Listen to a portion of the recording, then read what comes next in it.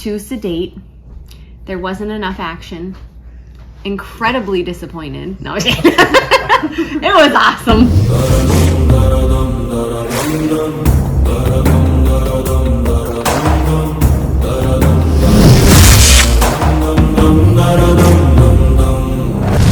Critically, it is doing so well. It's 92% on Rotten Tomatoes, 8 on IMDb, 83% on Metacritic. And let me check the audience score for Rotten Tomatoes, 94% audience score. So this is just a universally loved movie coming out of India.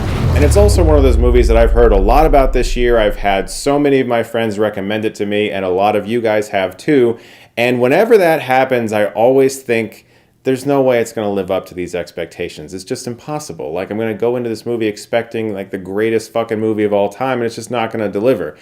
RRR is exactly what I thought it would be, but so much more. Like, it has everything you could ever want if you're a fan of action cinema.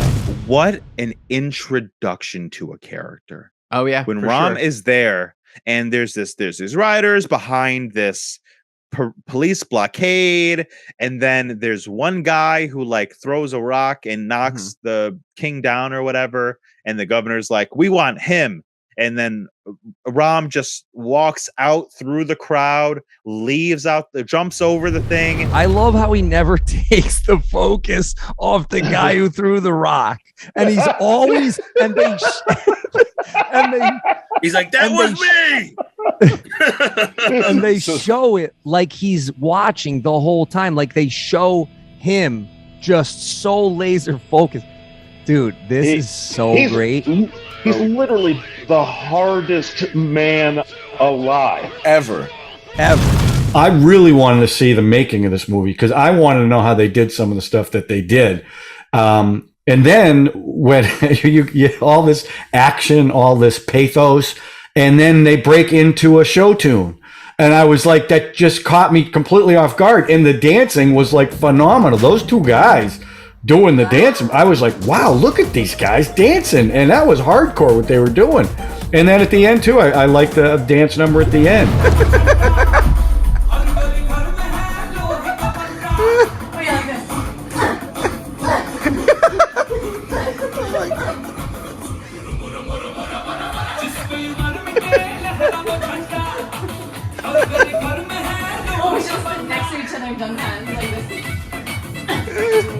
Is that little girl singing? Is Molly gonna sing?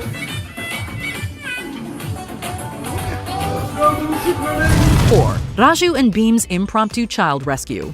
By coincidence or fate, Raju and Beam are on top of and next to a bridge when a train derails, endangering a boy on the river below.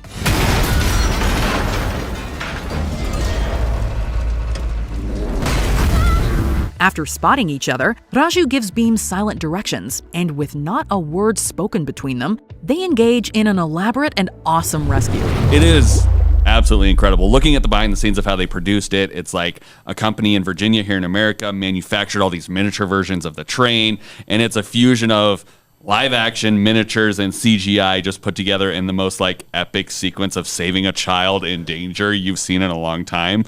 And also one of the best highlights of nonverbal communication culminating in a very complex movement. Yes. 5 They're like, signals you, me? And okay, go. Yes. So the bridge scene, the fact that you got one of them holding the Indian flag, the other saving a kid, and it perfectly describes the movie. Someone going for the kids, someone going for country. They combined like I'm not saying it's got this crazy deep meaning, but like there's clearly some like imagery they're trying to show there. I love that. There's a scene.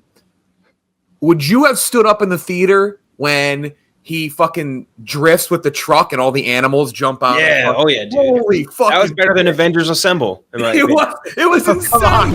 The day that it happened after that movie, I was like, wait, is today still September 14th? My grandmother died today.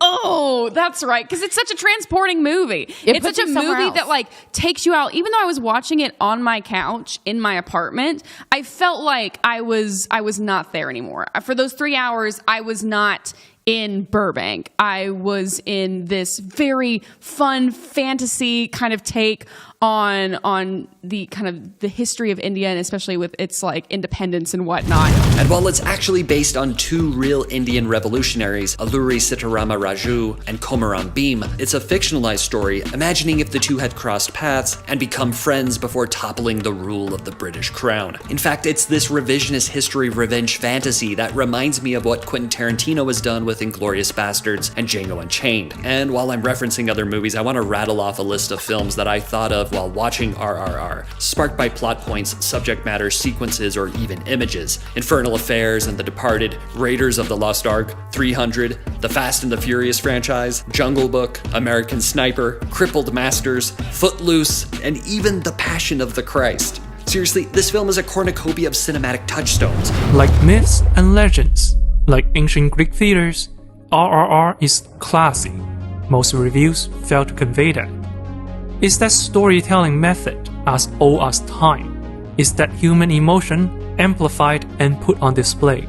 It is filmed in ways of the cinematic epics, like Lawrence of Arabia and Ran by Kurosawa. It's a movie that makes the old feel new again, a film that utilizes cinema as an art form to its fullest.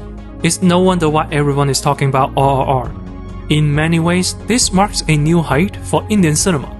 Watching this film is like watching film history being written right in front of your eyes.